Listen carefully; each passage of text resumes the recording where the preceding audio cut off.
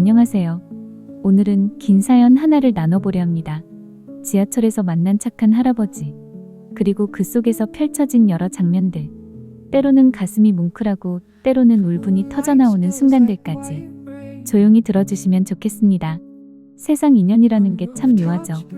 어제 우연히 만났던 그 할아버지를 오늘 아침에도 같은 지하철에서 또다시 마주쳤습니다. 청량리행 6시 50분 열차.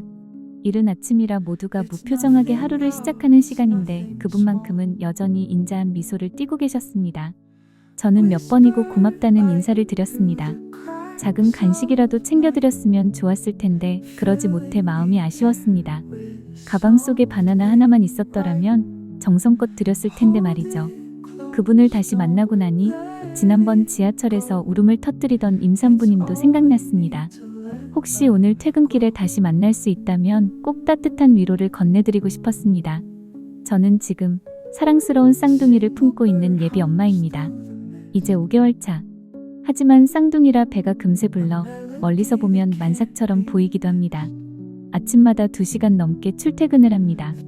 버스와 지하철을 갈아타며 다니다 보면 호흡도 금세 가빠지고 허리와 척추가 뻐근하게 저려옵니다.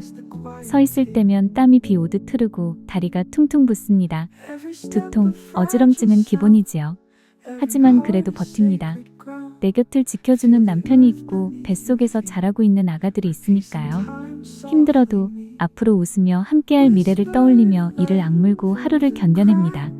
그러던 어느 날이었습니다. 비가 추적추적 내리던 유난히 쓸쓸했던 아침. 저는 이로써 서동탄행 열차에 몸을 실었습니다. 이미 40분을 서서 이동한 뒤라 온몸이 무너져 내릴 듯 아팠습니다. 그래도 혹시나 자리가 나면 앉을 수 있을까 싶어 노약자석 근처에 서 있었습니다. 그곳에는 이미 6분이 앉아 계셨습니다. 50대 아저씨 2분, 50대 아주머니 1분, 그리고 또 다른 임산부 1분, 그리고 70대쯤 되어 보이는 할아버지 2분이 계셨습니다.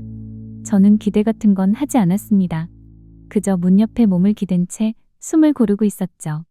그런데 그 순간 한 할아버지가 천천히 자리에서 일어나셨습니다. 저는 놀라 얼른 고개 숙여 인사드린 뒤 그 자리에 앉았습니다. 처음엔 내리시는 줄 알았어요. 하지만 아니었습니다. 그분은 내릴 역이 아닌데도 저를 위해 자리를 양보하신 거였죠. 임산부가 편히 가야지. 그 짧은 한마디. 그 따뜻한 말에 가슴이 뭉클해져 눈물이 핑 돌았습니다. 하지만 그 감동의 순간은 오래가지 않았습니다. 옆에서 지켜보던 한 50대 남성이 갑자기 목소리를 높였습니다. 그의 시선은 제 옆자리에 앉아있던 또 다른 임산부를 향하고 있었습니다. 원래 이런 자리는 노인들이 앉아야 하는 거야. 젊은 것들이 애 좀 뱉다고 자리 차지하고 앉아서는 양보할 생각도 안 하고 말이야. 목소리는 거칠고 단어 하나하나마다 독이 묻어 있었습니다. 열차 안이 삽시간에 싸늘하게 얼어붙었습니다. 그 임산부는 아직 개월수가 덜 되어 배가 크게 드러나지 않았습니다. 겉으로 보기엔 그냥 평범한 젊은 여성처럼 보였을지도 모릅니다. 그래서 오해받을 때가 많았을 겁니다. 하지만 이유가 뭐든 사람들 앞에서 쏟아지는 거친 욕설은 감당하기 어려웠습니다. 그 임산부는 결국 울음을 터뜨렸습니다. 저 역시 분노가 치밀어 올랐습니다. 왜 저렇게까지 심한 말을 하지? 왜 임산부를 괴롭히는 거지? 정말 당장이라도 따지고 싶었습니다. 하지만 제 안에는 소중한 아이들이 있었습니다. 혹시라도 싸움이 벌어지고 몸싸움이라도 일어난다면 그 피해는 고스란히 저와 제 아기들에게 올 수도 있겠지요. 그래서 꼭 참았습니다. 이를 악물고 손을 꼭 움켜쥔 채 가만히 서 있었습니다. 그때였습니다. 키가 훤칠한 대학생으로 보이는 한 남학생이 자리에서 일어나 용기 있게 목소리를 높였습니다. 아저씨, 이제 그만하시죠. 다들 듣고 있는데 왜 임산부를 괴롭히세요? 차가운 공기를 가르며 울려 퍼진 그 목소리. 사람들의 시선이 순식간에 그 학생에게 향했습니다. 그러자 아저씨는 더 목소리를 높였습니다. 네가 뭔데 나서? 요즘 젊은 것들이 싸가지가 없어서 문제야. 하지만 학생은 물러서지 않았습니다. 사람들 다 듣고 있습니다. 말도 안 되는 소리 그만하시죠. 저분이 못 앉을 때 앉은 것도 아니고 임산부 자리에 앉은 건데 왜 시비를 거세요? 지금 옆에서 임산부가 울고 있는 거 안 보이세요? 단호하면서도 차분한 어조였습니다. 이번엔 한 여학생도 목소리를 보탰습니다.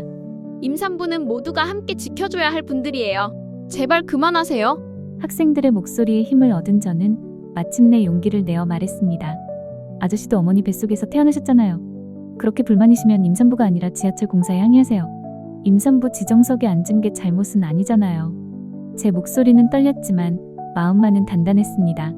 다행히 몇몇 시민들의 용기 있는 목소리의 상황은 조금씩 진정되었지만 울음을 멈추지 못한 임산부는 결국 중간역에서 내려버렸습니다. 아직 내릴 역도 아닌데 눈물에 북받쳐 뛰어내리듯 사라져버린 겁니다. 그 뒷모습을 보며 제 마음에도 먹먹한 슬픔이 남았습니다. 무사히 집에는 잘 도착하셨을까? 얼마나 속상하셨을까? 저 역시 비슷한 상황을 겪고 있는 임산부라서 더 마음이 아팠습니다. 저는 이렇게 생각합니다. 임산부라고 해서 꼭 자리를 양보해달라는 건 아닙니다.